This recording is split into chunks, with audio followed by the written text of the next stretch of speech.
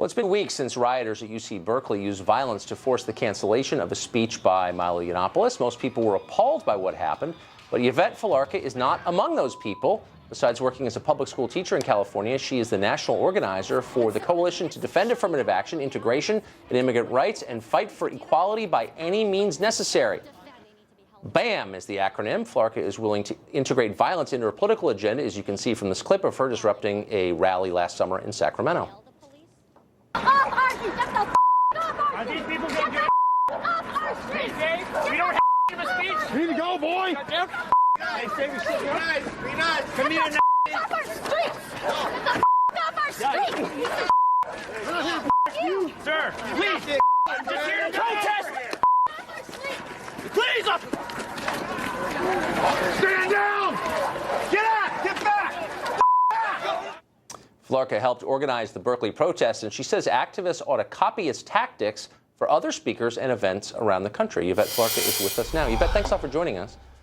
So you did a bunch of interviews after, and you were asked about this, and you were, to your credit, I think, very straightforward about it and unapologetic, and you said, yeah, this guy was a fascist, Milo's a fascist, and we shut him down. You didn't pretend otherwise. We shut him down, and that's what you do with fascists. I think I'm characterizing what you said correctly. Just so we can understand the standard here, what is a fascist?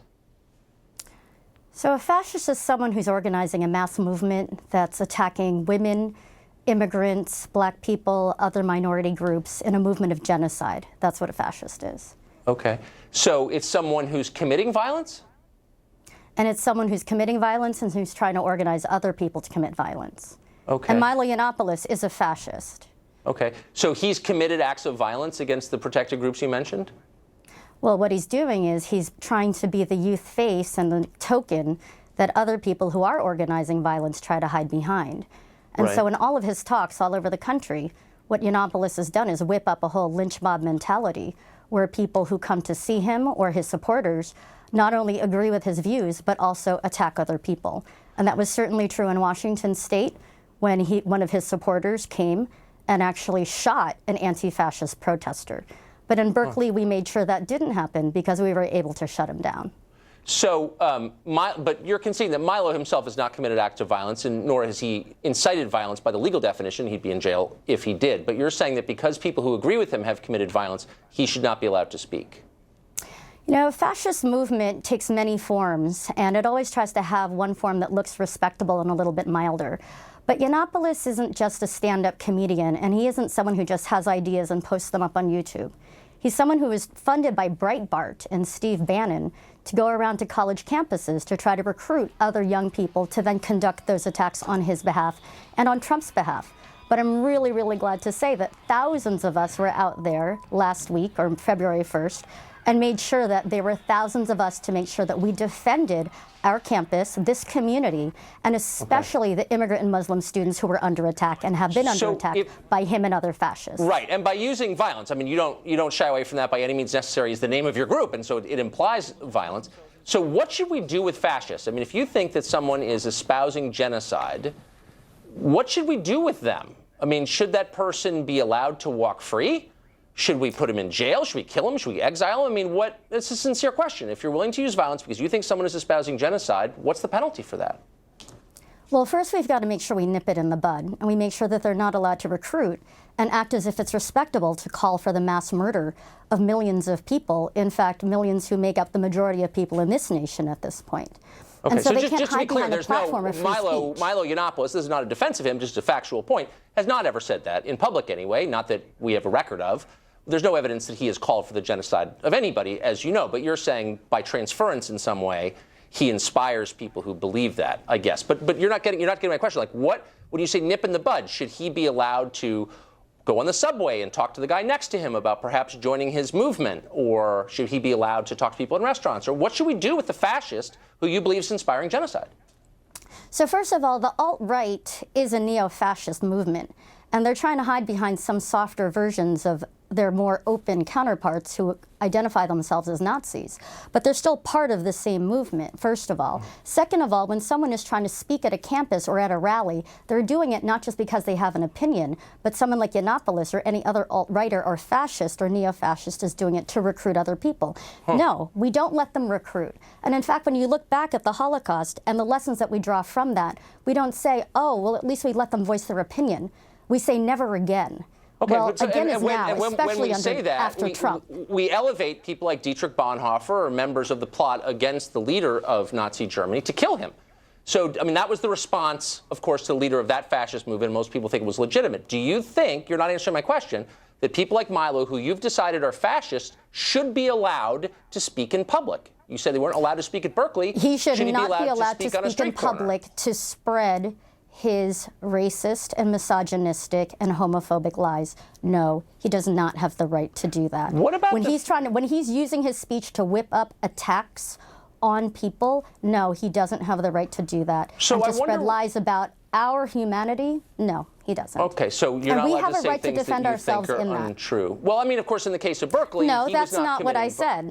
Okay. I didn't say you're not allowed to say things that are untrue. But if you're trying to spread racism and hostility, misogyny, rape, whip up people to lynch people, or to certainly have that mentality to rape people or to lynch them, absolutely not. And any decent human being, whether it was in a classroom or at a restaurant, if they heard someone doing that, would turn around and tell them, you need to stop talking. You are not welcome here. This is not a safe environment. You need to go. Well, that's what we did at UC Berkeley, and that was a good thing. Hit them or set fires. So you're a middle school teacher, which may surprise some of our students, or rather some of our viewers, that you have students. The First Amendment was always kind of the cornerstone of American civic life, the idea that you have the right to say something that other people may vehemently disagree with, but you have that right. It's enshrined in the Bill of Rights. Do you teach that to your students? The First Amendment is about free speech, but that's not an abstraction. And if there was someone in my classroom who was espousing rape or genocide or attacks on Muslims, I would certainly make sure that I stood up for the rest of my students and told them they need to stop. And if they refused to, they would need to leave. Would you hit them? In fact, fascism isn't just about abstract. No, I'm not finished though yet. And I'm not finished yet. If there is a fascist in any situation that I was in, I would call for other people to take action too, but it's not just about the immediate moment. Right. It's also within the context of building a movement. But I don't want this to be abstract. There is a movement against Donald Trump You're getting abstract. and against fascism. I want to bring this back to the concrete, as you said, and rightly so. So if there was a student in your class who started espousing what you believe is fascism, and you said you need to leave, you need to be quiet, you need to leave, and he didn't leave, would you hit him as you hit that protester? Would you beat him up? No, of course not. But that's not what we're talking about here. We're talking about people who, you know what? In Sacramento, there were fascists who had knives tied at the ends of sticks, and they stabbed people, including us. Not the man that you hit. He looked kind of unarmed to me. Oh, yes, actually, they did. And it's funny to you, but it's actually not funny to the rest of us. And that's why we take this really seriously. I know that you take it seriously, and that's why I'm asking you a really simple question. But I am serious as a heart.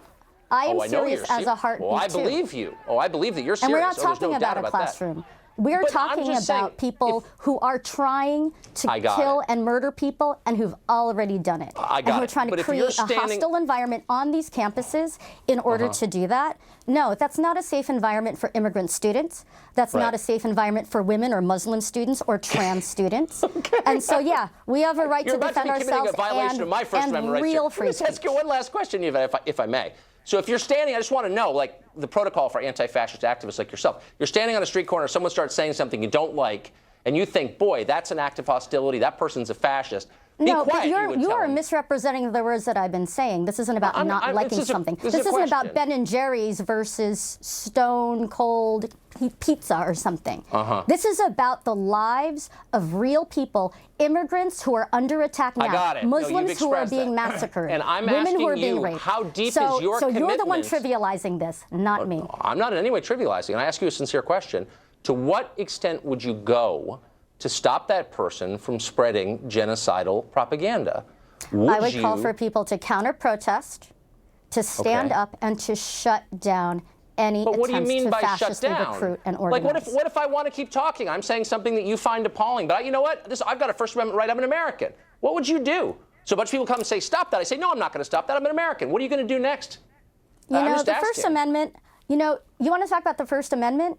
Coretta Okay. Scott King's letter wasn't allowed to be read on the floor of the Senate last week under the Constitution in the Well, that's Senate. not exactly And what yet- happened. And yet, at As a the same teacher, time, you you're might the wanna one kinda then keep up who's a little actually more. Okay. trying to defend someone like a fascist speaking and Okay. recruiting at a college campus. All right, Yvette, I'm we're proud out of to say time. that we all I don't stood want up to and we abridge your shut him down. speech rights. All right, thanks for coming on and showing us what you believe. They want to shut down a talk and they call us the fascists.